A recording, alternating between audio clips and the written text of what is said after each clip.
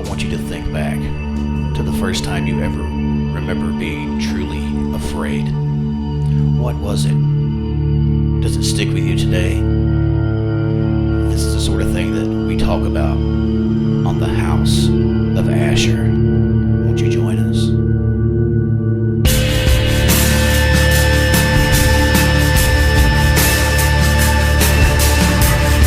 The House of Asher, a clearinghouse for the mind.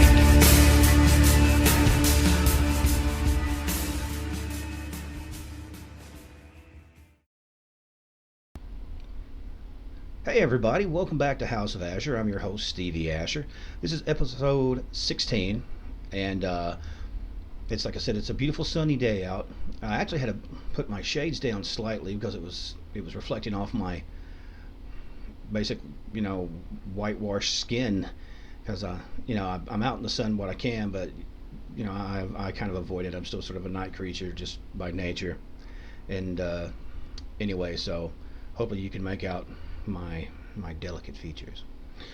What I want to talk to you guys about is some legends, urban legends, and the sort of stuff that you might see turned into, like, maybe even a B movie or something like that. You might see on something like Svengoolie, whose shirt I am rocking today.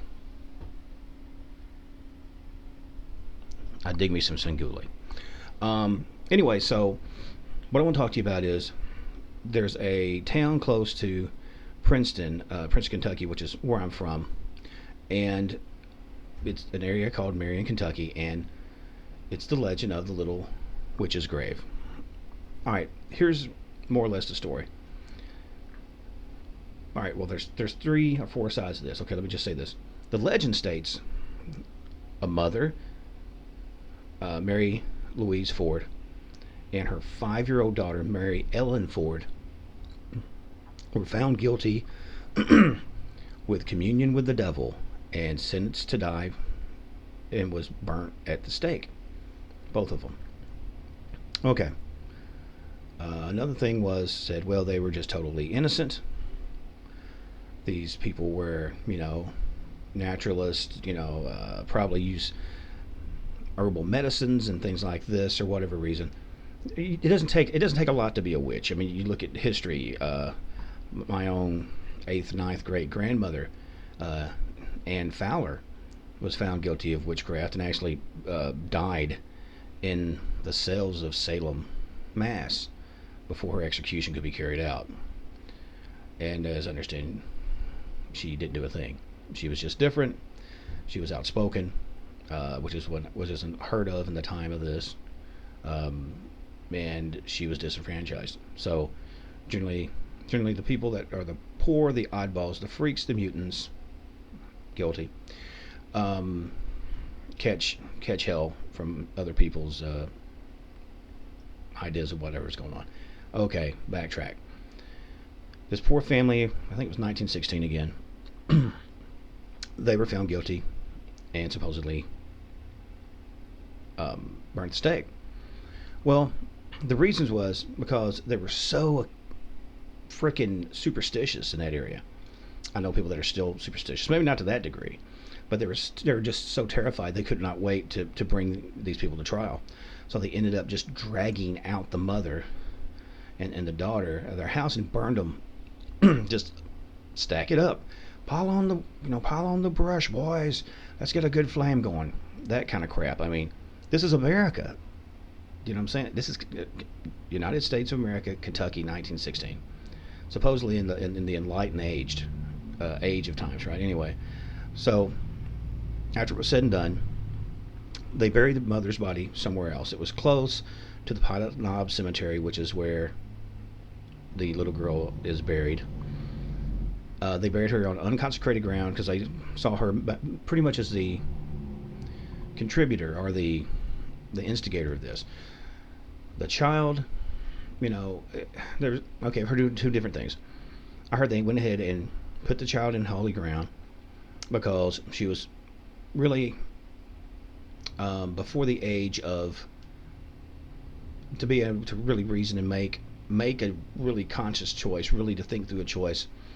So they put her in the ground as sort of I'm kind of sorry we killed you and your mom, so I'm gonna stick you over here. Cool, okay.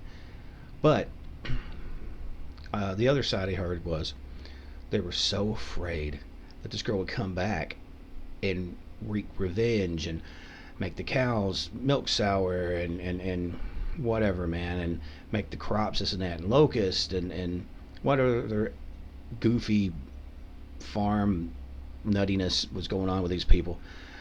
Anyway, so what they did was when they put her in the graveyard, they made sure to put her in a steel lined coffin, and it was reinforced, and just so nothing was getting in and definitely nothing was getting out. Poured concrete, several feet of concrete either side up, then covered it in so many feet of gravel. They took an iron fence, put it all the way around it. If you look at the fence, and I may include some links to some pictures from Pilot's Knob, it almost looks like intersecting crosses. Just kind of like, I mean, they were not taking any chance. Apparently, this kid was a complete badass or something, or they thought this kid was a badass. Put her in there, did that, put a wrought iron fence. And the legend was that, you people started to see a little blondish haired girl, small, waifish, walking around in like a white nightgown or whatever you would call it. And these people would also say that her hair, which had been beautiful, kind of corn silk hair, was basically burnt on the ends and kind of clumped up, and the bottom of her dress had been blackened, as well as her feet were stained from soot and streaks and of the smoke and the flames and scratches, and you get the deal. Pretty gnarly stuff. And she would just pace back and forth within the confines of that little steel fence. Well, later on, as kids are apt to do, as a lot of people, that whole kind of show how tough you are, Jake. Go out there, grab a rock off the witch's grave or something like that. And the thing was, they said if you got too close, especially if you try to lay down on this thing, which is super disrespectful, but anyway, that the little witch would try to grab you and pull you into the grave with her, or worse yet, possess you and walk free to wreak its revenge on those that killed her and her mother in the name of Satan or whatnot. Well, now the mother, right? What's going on with her? The other part of the legend is, when you're up in Pilot's Knob Cemetery, you will hear movement. You will hear movement back and forth across the fence line, and it almost sounds like it's encircling the cemetery. Well, like I said again, people's done all kinds of different stuff to appease the spirit, and also I think people with a little sense knows, regardless if this was an actual murder, death at the stake at a mob's hands, or just a girl, which is another side of the thing. Some people said, well, no, she died of consumption, or she died of cholera, or she died of scarlet fever, or just one of the myriad hellish ways that you could die in the late 1890s, early 1900s.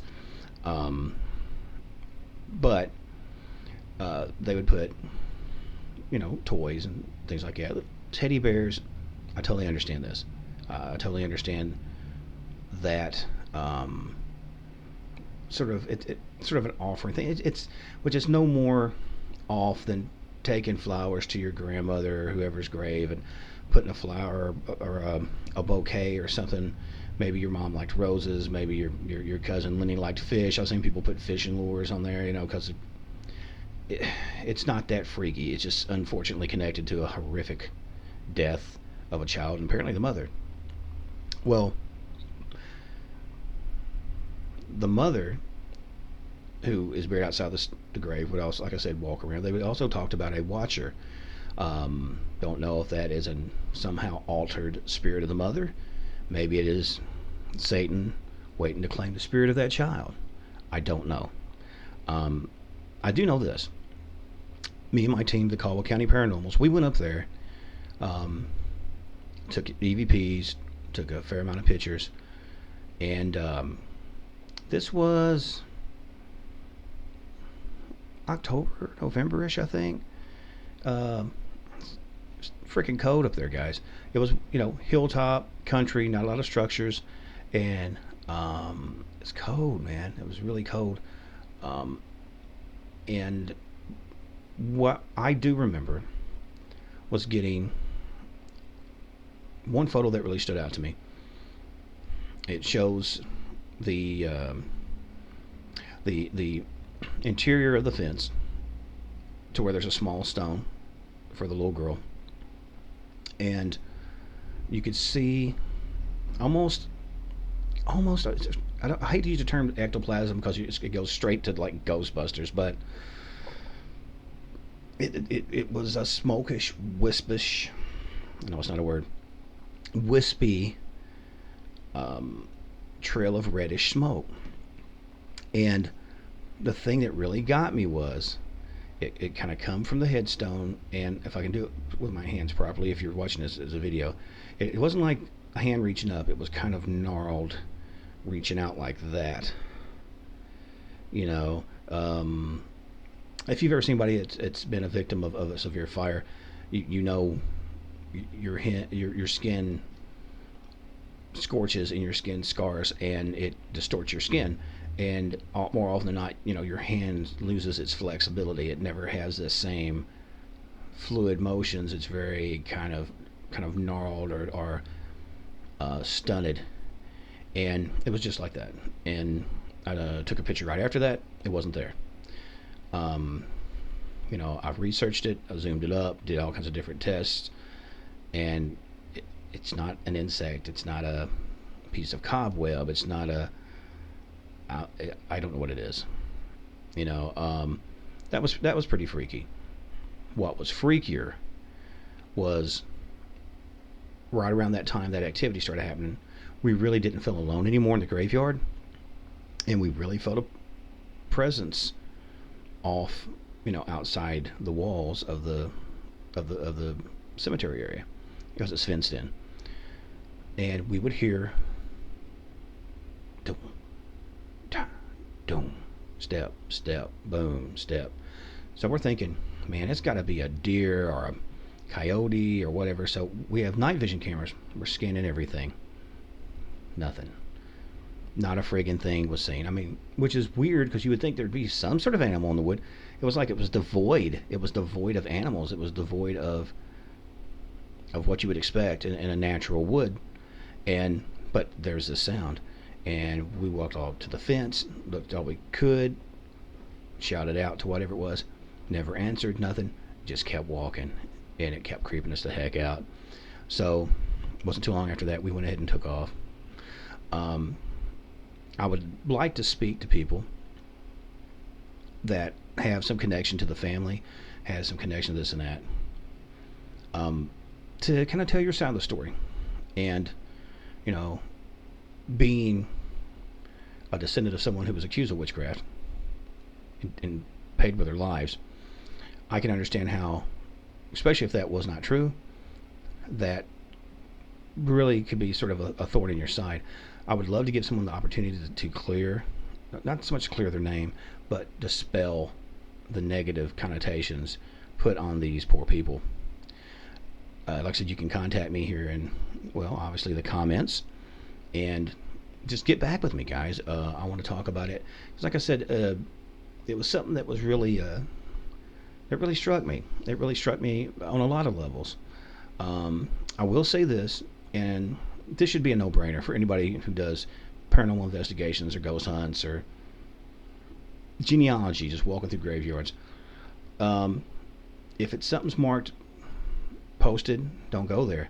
If something says don't be here after 10 o'clock, don't go there. Okay, the only admin to that is if you're going to investigate a graveyard at night, what I do, I'll contact City Hall, I'll clear it with their people, let them know what we're doing. It's a public place. As long as they kind of know who you are, I give them like my name, my license, my vehicle registration numbers, and all that stuff, so they know exactly who's there, when we're going to be there, and when we're going to be gone.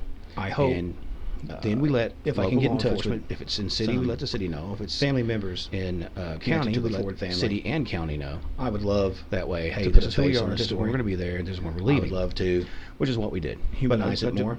Bottom line is, don't be a bonehead. Not just don't go to jail over a fun time of getting spooked that you can easily handle. Whatnot. You don't. It doesn't make you look cool. Doesn't make you look reckless. Makes you look stupid. And it gives everybody else and the people, and they deserve respect. Activity a bad name. And again, get in touch with me if you have a variation of this. Please get back with me. Let me know what you've heard. If you've went there yourself and investigated, I would love to hear what you've seen. I would love to know what kind of situations you may have encountered with, within Pilot's Knob and or around Pilot's Knob. So I'm going to wind this down. I do want to say this, that I appreciate the fact that you guys support this and that you guys, respond and give me feedback, because part of this show for me, like I said, I'm not doing this as like a great big syndicated flashy wop wop thing. I'm just having conversations with you, and it's very impersonal. That's why I'm taking a sip of coffee right now. Mighty fine. But the segment is over. And as always, enjoy the day. Go out there. Enjoy the flowers. Maybe take a walk through a graveyard. It's a beautiful place. It's always quiet. Maybe do a little genealogy while you're out. But as the sun sinks behind the horizon, and the shadows grow long, and time slows down to a creep, make sure to latch your doors, check your closets, and look under your beds. You never know what's there. Maybe there's a little half-burnt witch child waiting to pull you down into the deep.